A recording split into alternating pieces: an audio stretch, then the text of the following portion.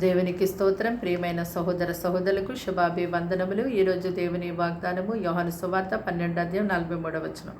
మరి దేవుని మెప్పు కంటే మనుషుల మెప్పును ఎక్కువగా అపేక్షించరు. చూడండి, ఇప్పుడున్న పరిస్థితులు చూస్తున్నట్టయితే జనులు ప్రభువైన యేసుక్రీస్తునందు విశ్వాసముంచి ఆయన ద్వారా మేలులను ఉపకారములను పొందుకుంటున్నారు. కానీ లోకమునకు జడిసి మనుషులు ఎదుట బహిరంగముగా ఆయన ఒప్పుకొనలేకపోతున్నారు.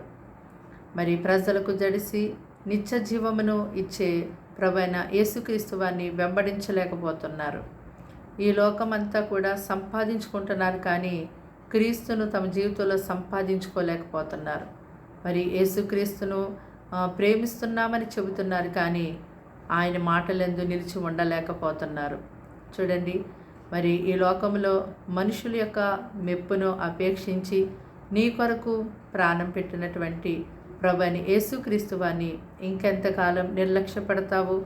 మరి ఇప్పటికైనా నీవు దేవునికి భయపడు, ఆయనను వెంబడించు, ఆయనను నీ జీవితంలోకి ఆహ్వానించు, ఆయనను ధరించుకుని ఆయన కొరకు ఈ లోకములో గొప్ప సాక్షిగా జీవించు.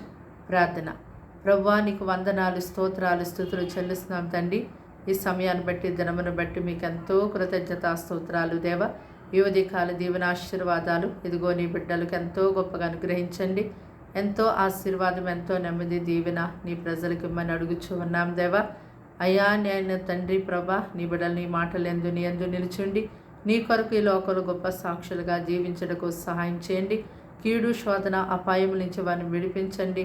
వారి గృహములను నీ ఆత్మతో వెలుగుతో వారిని నింపి నడిపించమని అయ్యా తండ్రి, దినమంతా పగలుకు పగలు, రాత్రికి రాత్రి వారి గృహం చుట్టూ, వారి చుట్టూ, వారి సమస్తం చుట్టూ నీ బలమైన కంచె వేసి గొప్పగా కాచి కాపాడమని యేసు నామములో ప్రార్థన సమర్పించి వేడుకుంటున్నాం తండ్రి.